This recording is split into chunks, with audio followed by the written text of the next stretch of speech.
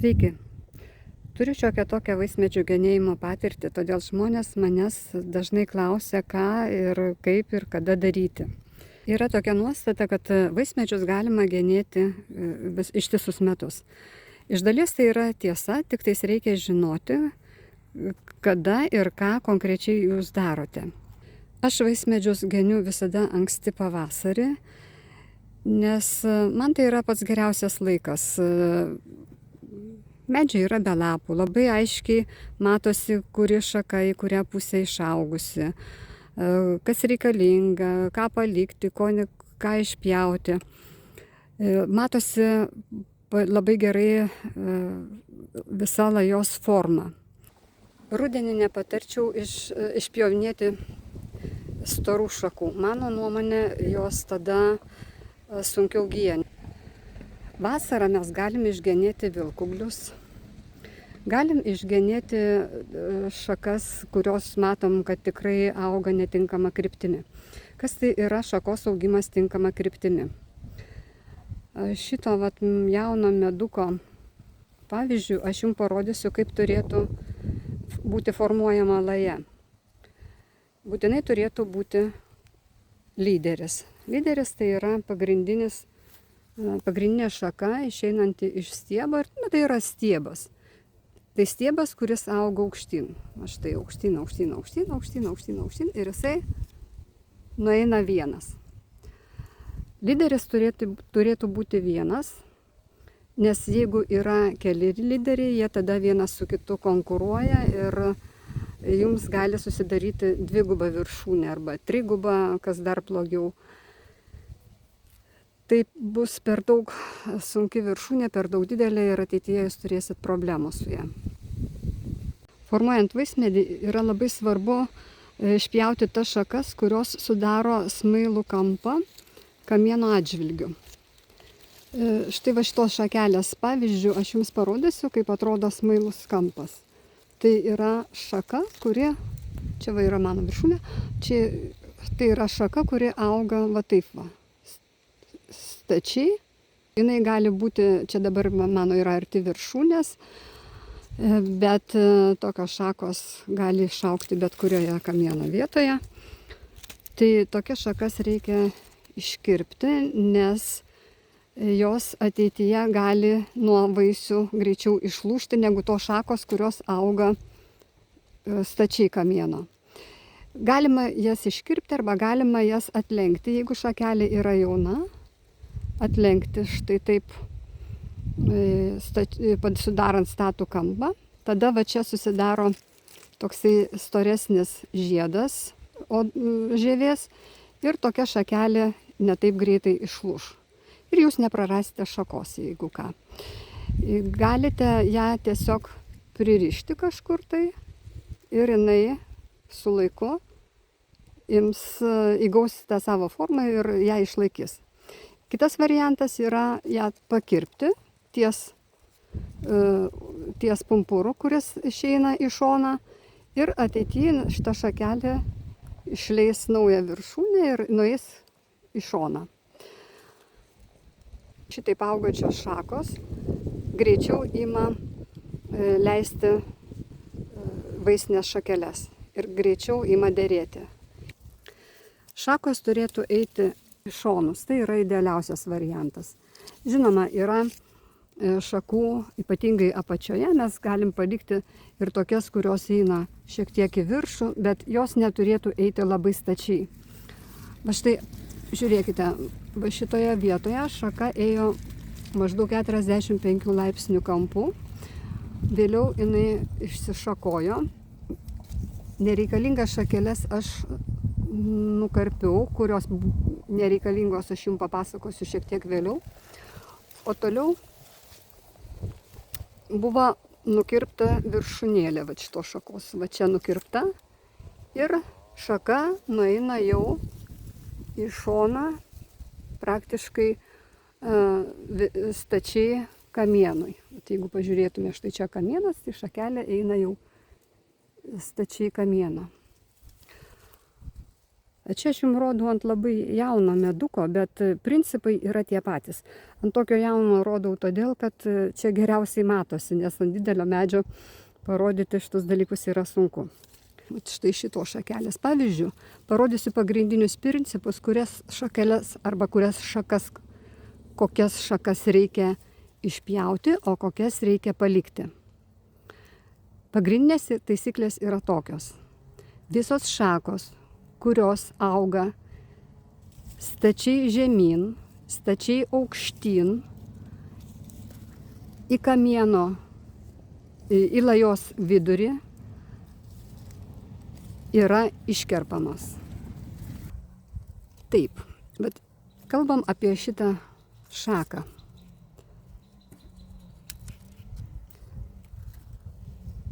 Štai labai aiškiai matosi, kad šita šakelė eina į lajos vidurį ir jau remiasi į kamieną.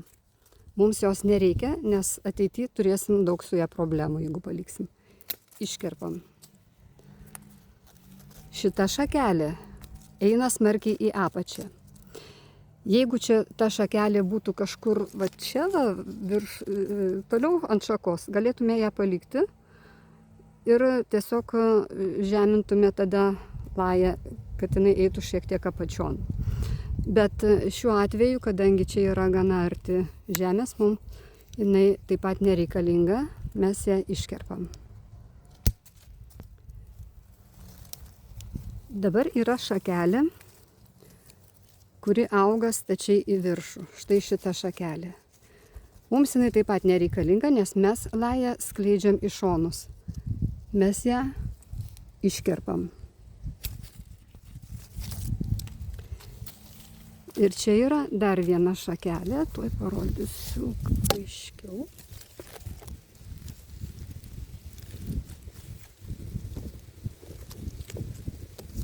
Štai šita šakelė, kuri eina taip pat į lajos vidurį. Jos mums taip pat nereikia. Mes ją iškerpam.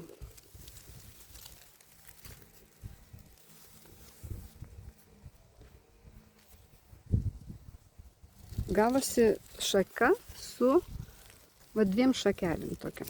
Viena šita nedidelė tokia, o kita nueinanti į šoną.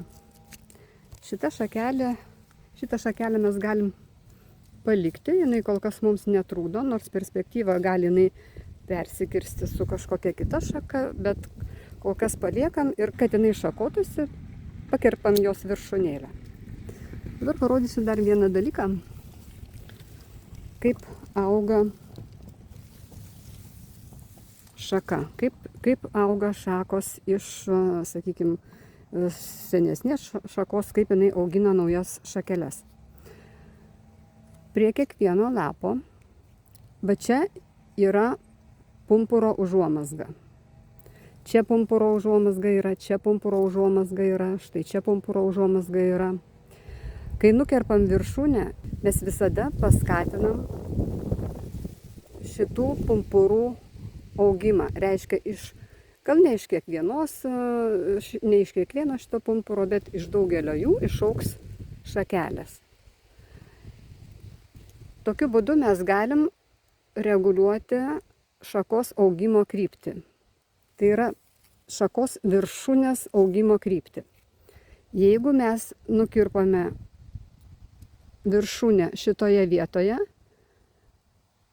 nauja viršūnė susiformuos iš šito pumpuro ir jinai eis ta kryptimi, kaip eina lapas.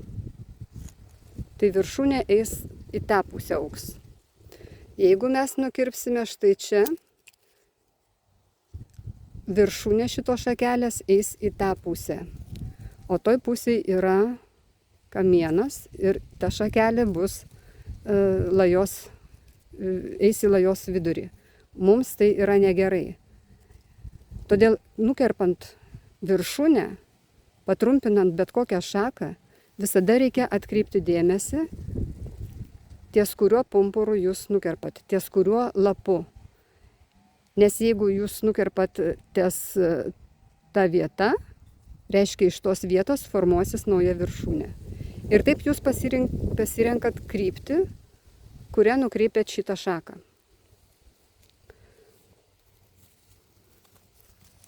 Vat štai čia šita šaka buvo nukirpta šitoje vietoje. Ir iš tos vietos išaugo šakelė šita kryptimi. Labai gera kryptis, į lajos išorę, galiu truputėlį atitraukti, matot, kaip išeina nuo kamieno į šoną. Ir toliau jinai va čia va šitoje vietoje, kur jau mes apkarpėme, buvo išleidusi šiek tiek šakų, nes mes paskatinom šakojimąsi tokiu būdu. Ir šita šaka išaugino papildomą šakeles. Čia, ten, čia, kur jau mes nukirpom. Ir dar jinai viršūnėje taip pat išsišakojo, nes va čia buvo jinai dar pakirpta. Tiesiog patrumpinta. Ir vėl pasišakojo šiek tiek kitais metais. Čia jau šiais metais jos yra šių metų prieaugis toksai va. Šita šaka yra, vat, šita šakelė yra gana stipri, iš karto matosi, kad jinai lyderiauja. Vat, viena trumpesnė, kita ilgesnė. Aš šitą šakelę, vat štai taip šitoje vietoje pritrumpinsiu. Tikėtina, kad jinai čia sukraus vaisines šakeles ir paskui bus obuoliukų. O šitą šakelę palieku ir galima ją va taip pritrumpinti. Bet vėlgi, žiūrėkit, kurioje vietoje aš ją trumpinu. Ne va čia, nes šaka tada augs štai taip į tą pusę, man to nereikia. Ne va čia kažkur, ne va čia, nes jinai vėlgi eis į tą šoną, tada man irgi to nereikia. O va čia yra labai geras pumpuriukas, labai geras lapelis. Ir jeigu aš čia nukirpsiu, nu ką aš ir padarysiu, šakelė eis, vat, į tą pusę, į lajos išorę. Ir jinai ten gali plėstis. Ir dar vienas niuansas. Kai genit, nelieskit va tokių mažų šakelių. Va tokių visai mažyčių. Tai yra vaisinės šakutės ir iš jų kitais metais išaugs žiedai. Bet šitų mažų šakelyčių negenim. Šakelės, kurios dar neturi vaisinių šakučių, yra labai aiškiai matomos. Bet jos yra tokios plikos, yra tik lapai. O jau jeigu yra va tokie va maži ūgliukai su daug lapelių vienoje vietoje, ten bus vaisinės šakutės. Kartais va tokios va mažos trumpos šakutės irgi baigėsi žiediniu pumpuru. Tai vat tokias mažas, kurios mums visiškai netrukdo, neužgožia lajos, neužtamsina jos, jas paliekam, nes tai yra vaisinės šakutės, ant kurių bus kitais metais obuoliai. Štai tokios mažytės.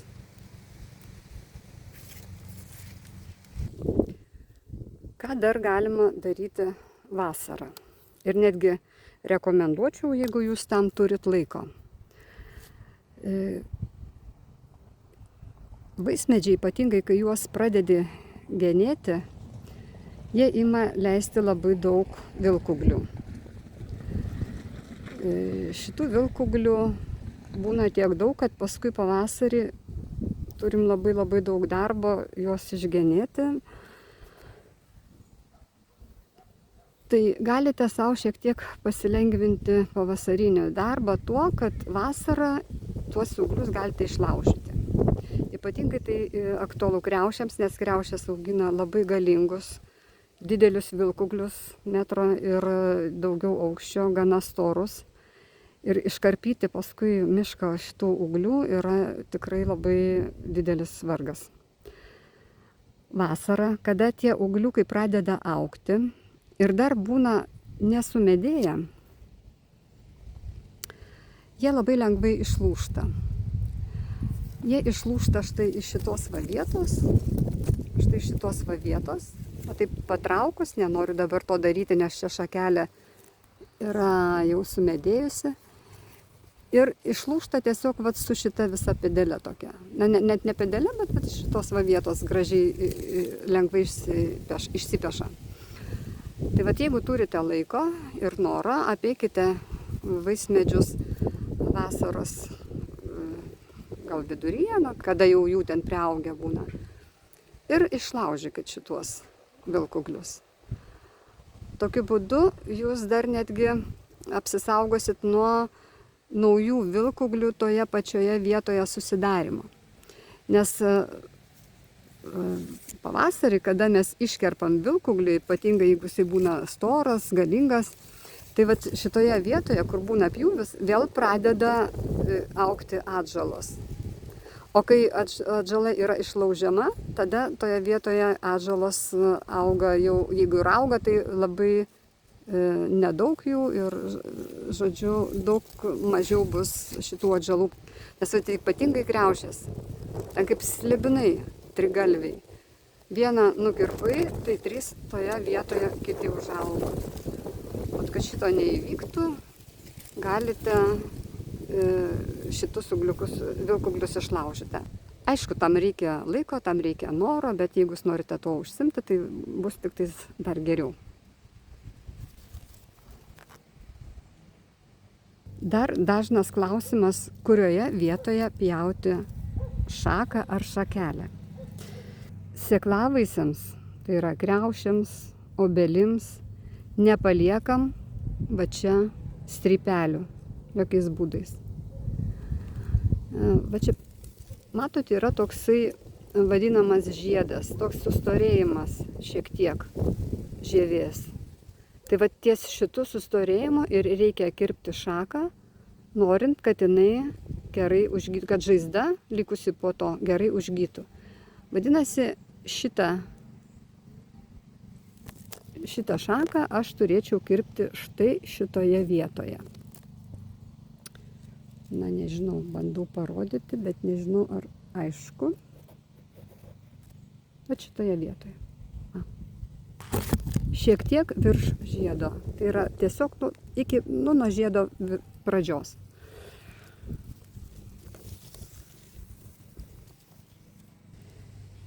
Genėjimas vasarą turi dar vieną pliusą, nes gerai labai matosi nudžiūvusios šakos arba šakelės. Pavasarį, kada šakos plikos, kada nėra lapų, atskirti sausą šakelę nuo žalios yra šiek tiek sunkiau, nes jos tiesiog atrodo labai panašiai. O vasarą tas labai gerai matosi, pas mane čia dabar nėra, aš jums neparodysiu.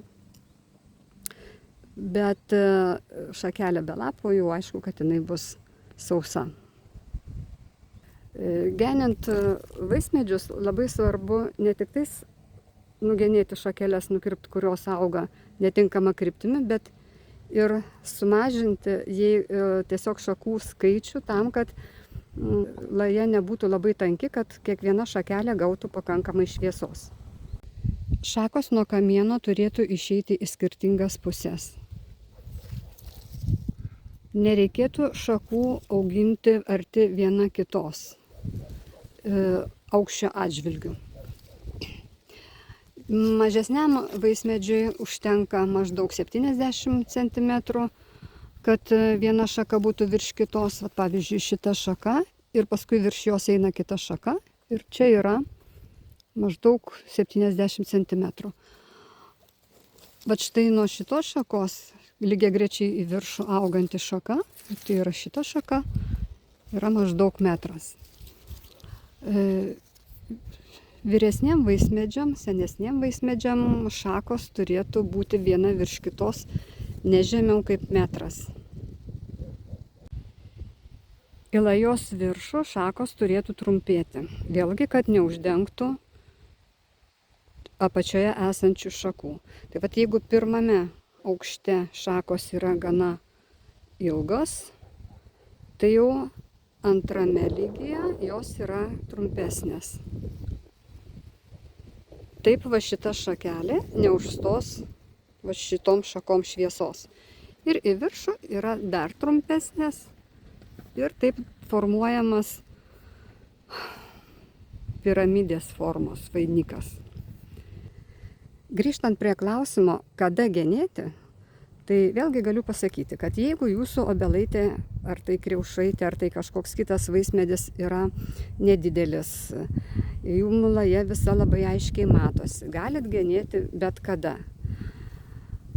Bet jeigu medis yra tankus, negenėtas, didelis, tai vasarą esant lapijai, jūs jo gerai tikrai neišgenėsit. Jūs galite tiesiog tuo metu pasižiūrėti, kurios šakos tikrai yra nereikalingos, sakykime, tos, kaip aš minėjau, kurios auga į lajos vidurį arba stačiai kažkur žemyn, aukštyn, negerų kampų. Tas galite išpjaustyti, išgenėti, tai nuostolio tikrai jokio medžiui nebus. Bet jeigu jūs norit suformuoti gražią lają didelio medžio, kurį norit sužeminti, kurį norite susiaurinti, tai vis dėlto, mano nuomonė, yra geriau genėti tada, kada nėra lapų ant jų. Tiesiog pasilengvinsit savo darbą. Genint nuolat labai lengva palaikyti tokį teisingą vaismedžio išvaizdą. Ypatingai blogai yra tada, kada vaismedis yra nugenimas vieną kartą ir paliekamas. Ir daugiau metus, kitus, trečius niekas nedaroma. Jeigu jūs nesiruošiate genėti vaismedžio kiekvienais metais, geriau net nepradėkite to daryti. Nes, kaip minėjau, iš vienos nukirptos ar nupjautos šakos jūs turėsit keletą arba keliolika naujų, kurios po kurio laiko jūsų lają taip užtankins, kad bus baisu. Ir tada jau susitvarkyti su tokiu vaismedžiu yra daug sunkiau. Geriausias būdas tvarkyti su vaismedžiais tai yra neieškoti žmogaus, kuris galėtų jums išgenėti vaismedžius, bet mokytis tai daryti pačiam. Genėjimas yra gana įdomus užsiėmimas, tai nėra sunkiai išmokstamas dalykas ir paprastai žmonėm, kurie išmoksta, patinka tai daryti. Todėl labai rekomenduočiau pasimokyti patiems, jo labiau, kad šiuo metu informacija yra labai lengvai pasiekiama, informacijos yra labai daug. Ypatingai YouTube yra labai daug filmuotos medžiagos, kur labai aiškiai yra parodyta, kaip, kada ir ką genėti.